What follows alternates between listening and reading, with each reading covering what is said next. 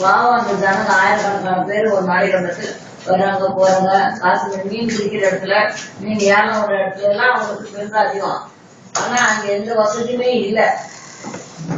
அது ரெண்டு விஷயம் கிடையாது.